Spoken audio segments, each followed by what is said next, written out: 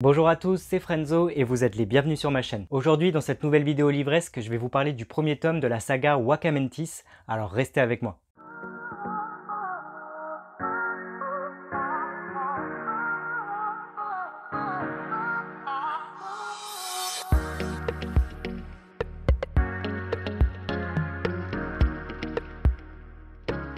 Le roman Wacamentis, tome 1, Lagoiwa, est un roman que l'on doit à l'auteur Thomas Cherel, plus connu désormais sous le nom de Tom Pandore. Le livre que je vous présente actuellement à l'écran est une première édition, elle existe toujours si vous souhaitez vous la procurer. Sachez juste qu'aujourd'hui ce premier tome de Wacamentis s'intitule Naya et les créatures magiques. C'est exactement le même roman que Wacamentis que je tiens en main, c'est juste que la première de couverture, la quatrième et le titre ont changé. À vous de choisir la version que vous préférez, mais le roman, lui, ne change pas. Je vous rappelle juste qu'en barre d'infos de cette vidéo, vous retrouverez tous les liens pour en savoir plus sur l'auteur, découvrir un petit peu son univers et vous procurer ses romans si jamais vous en avez envie. Donc n'hésitez pas. Juste avant de rentrer dans les détails de l'intrigue de ce premier tome et de vous donner mon avis sur ce que j'en ai pensé, je vais vous donner un petit résumé de l'histoire sans divulgacher, histoire de vous donner envie. Cette histoire s'ouvre sur le prologue et le personnage énigmatique de Ricky, un homme qui prend la fuite en pleine mer des Caraïbes. À bout de force, l'homme finit par s'échouer sur le sable d'une plage en Colombie avec un étrange paquet avec lui. On découvre assez rapidement que ce qu'il y a à l'intérieur de ce paquet est un bébé,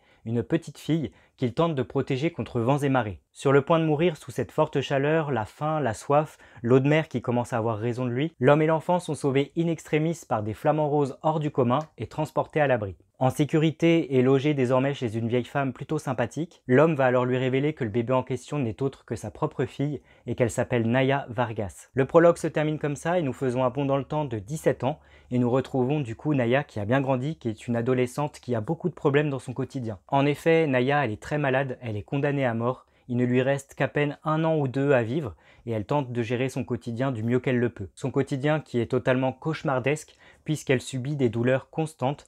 Toute sa vie se résume à cette maladie mystérieuse qui la détruit à petit feu.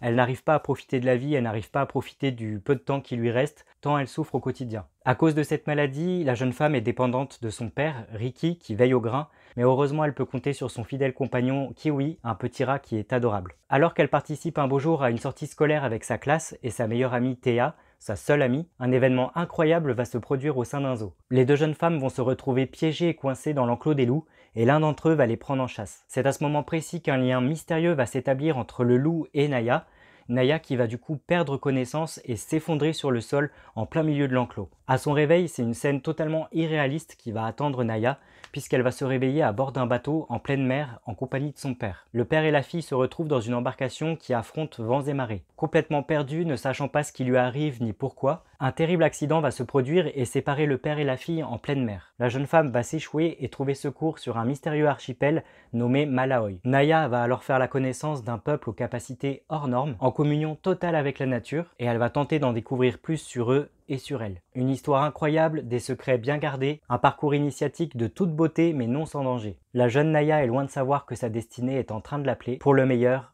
et pour le pire. Voilà pour le petit résumé sans divulgacher, j'espère que ça vous aura donné envie. Maintenant, et comme d'habitude vous le savez, je vais rentrer un tout petit peu plus dans les détails de l'intrigue sans tout dévoiler non plus. Alors si vous n'avez toujours pas lu ce premier tome de Wacamentis, Lagoiwa, je vous invite à cliquer directement sur la partie conclusion de cette vidéo pour avoir mon avis sans divulgacher et à revenir sur cette vidéo une fois que vous l'aurez lu. Naya fait rapidement la connaissance du chef de ce peuple, qui s'appelle Kaoni, et qui va lui apprendre petit à petit les us et coutumes des habitants de l'archipel. Dans cet endroit complètement mystérieux, l'oxygène est pur, la faune et la flore sont démesurées, et Naya commence à se poser des questions à savoir comment un tel lieu peut exister, comment se fait-il que personne ne soit jamais tombé dessus, et elle commence à se demander également où est-ce qu'il peut bien se situer. Très vite, elle va obtenir les réponses à ces questions, même si celles-ci vont en soulever pas mal d'autres, mais elle va comprendre que cet endroit, Malaoi, se situe tout simplement au centre de la Terre. Elle va aussi comprendre très rapidement que pour les habitants de Malaoi, les surfaciens, comme ils les appellent, les gens qui sont sur la Terre, ils sont très très mal vus, ils ont vraiment une pensée assez négative envers eux. Pour les habitants du village, les êtres humains qui vivent sur Terre sont des gens qui détruisent la planète.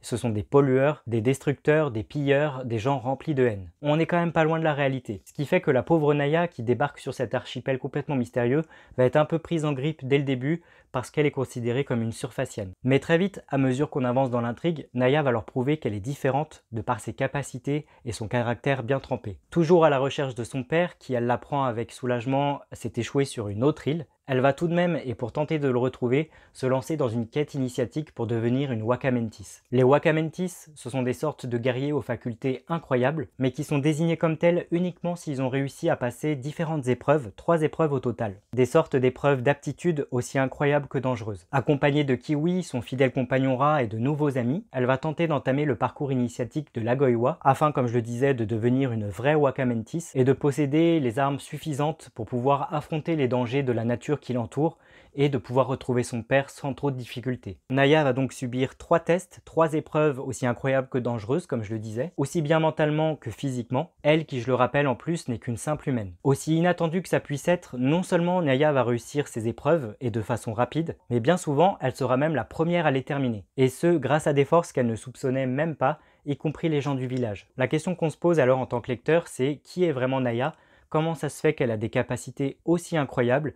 Comment ça se fait qu'elle n'est plus en train de mourir comme c'était le cas sur la Terre? Parce que je le rappelle, Naya est une jeune femme qui est sur le point de mourir dans 1 an ou 2 suite à une maladie qui semble être incurable. Sauf que depuis qu'elle est arrivée sur cet archipel de Malaoi, elle ne ressent plus aucun symptôme, elle se sent vraiment bien.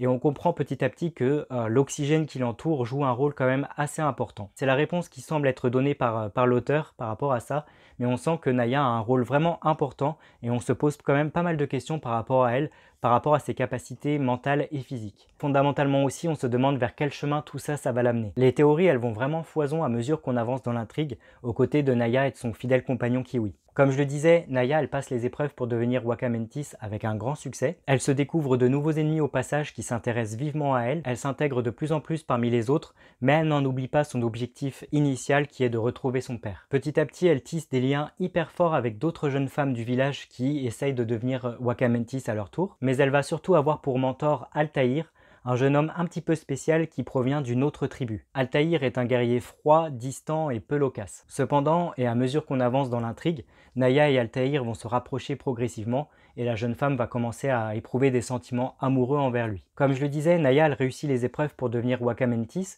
mais plus elle réussit ces épreuves et plus elle s'approche de ce but de devenir Waka-Mentis, plus elle comprend que ce rôle, une fois qu'elle l'aura obtenu, il sera à vie. Et lorsqu'elle comprend ça, que ce rôle lui sera imposé à vie, elle change finalement d'avis. Parce que Naya, au fond, elle ne souhaite pas être une guerrière, elle ne souhaite pas vivre une vie de danger. Elle, tout ce qu'elle veut, c'est retrouver son père et avoir une vie plus ou moins normale. Elle va donc stopper son parcours initiatique du jour au lendemain pour tenter de le retrouver. Avec l'aide d'Altaïr qui peu à peu s'ouvre à son contact. Alors que Naya et Altaïr quittent du coup l'archipel de Malaoi pour se rendre dans un endroit vraiment incroyable sous les eaux. Tout ça pour, je le rappelle, essayer de retrouver Riki. La jeune femme, alors qu'elle est enfin sur le point de retrouver son père, va se rendre compte que celui-ci a été enlevé par d'horribles créatures. Et lorsqu'elle va enfin retrouver son père et faire face à ces dites créatures, elle va faire face à une vérité qui va tout chambouler dans l'histoire. Les origines même de Naya sont remises en question, ainsi que son futur, tandis que le pauvre Altaïr, en essayant de la protéger, va perdre la vie. Cette terrible révélation sur les origines de Naya, que je vais taire pour plus de suspense, va remettre en question son rang de Waka-Mentis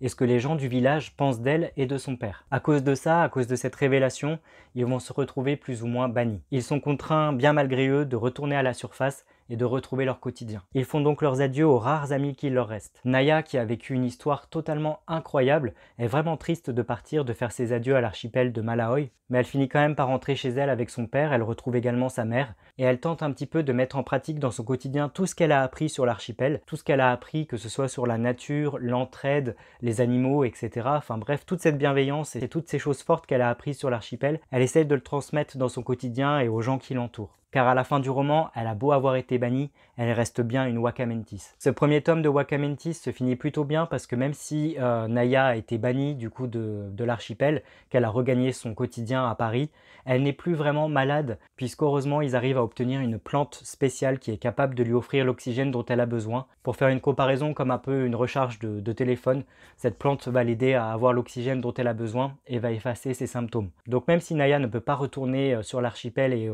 dans le centre de la Terre, elle ne sera plus malade, elle ne sera plus condamnée dans son quotidien, ce qui est plutôt cool. Mais même si Naya a retrouvé son père, sa mère et qu'elle regagne son quotidien habituel, on sent qu'au centre de la Terre, tout n'est pas terminé, le mal ressurgit à nouveau. Dans les profondeurs, le mal gronde et tente d'entrer en guerre tout en essayant de retrouver Naya. sous les yeux d'un Altaïr plus qu'inquiet qui heureusement n'est pas mort. Que va-t-il se passer pour les différents habitants des archipels qui se trouvent dans les profondeurs? Est-ce que Naya et son père Ricky vont réussir à revenir un jour pour essayer de sauver ce peuple qui est en grand danger? Est-ce que la vérité sur les origines de Naya va avoir un rôle hyper important dans la suite? On est dans un équilibre entre le bien et le mal. Est-ce que la jeune femme va dévier vers le mal dans les prochains tomes? Est-ce qu'elle va retrouver Altaïr? Comment vont se passer leurs retrouvailles si jamais ça se passe? Est-ce qu'ils vont s'avouer leurs sentiments? Comment toute cette guerre entre les différents peuples et les différents ennemis va se passer? Ce sont là toutes les questions qu'on se pose en attente du tome 2. Ma conclusion: Wakamentis, tome 1, Lagoiwa, ou Naya et les créatures magiques si vous préférez, est un super roman. L'auteur il installe carrément une super ambiance, une magnifique ambiance dès les premières lignes. Il dépeint des décors impressionnants, on s'y croirait vraiment. La plume de l'auteur elle est vraiment très belle, elle transporte. On visualise aussi bien cette faune et cette flore qui sont incroyables et ces personnages hauts en couleur. Clairement, la force de ce tome 1 pour moi, c'est l'imagination de l'auteur. Franchement, c'est indéniable, ce premier tome, il regorge d'idées. Elles sont toutes super bien exploitées, c'est féerique, il n'y a pas un seul temps mort, on en a plein les yeux.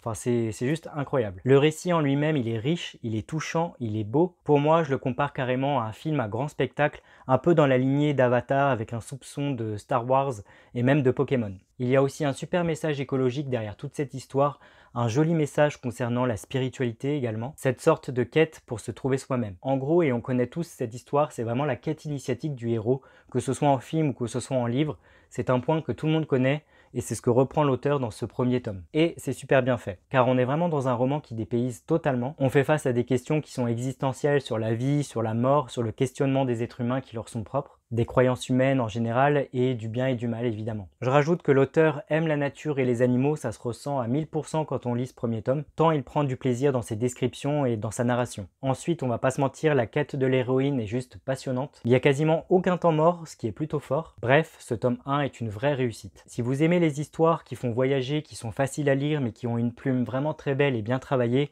avec des beaux personnages, des beaux décors, etc., n'hésitez surtout pas, ce roman il est fait pour vous. En plus, il aborde des thèmes qui sont générationnels et importants, c'est donc un package complet que je vous recommande à 100%. Et vous alors, est-ce que vous avez lu ce premier tome de Wakamentis, Lagoiwa, ou plus communément appelé désormais Naya et les créatures magiques? N'hésitez pas à me le dire dans un petit commentaire en dessous de cette vidéo, je me ferai une joie de vous y répondre. Si cette vidéo vous a plu, n'hésitez pas à la liker, à la partager également, et à vous abonner à ma chaîne pour ne pas manquer mes autres critiques littéraires à venir. À ce sujet, dans la prochaine vidéo livresque, je vous parlerai du roman Bakita.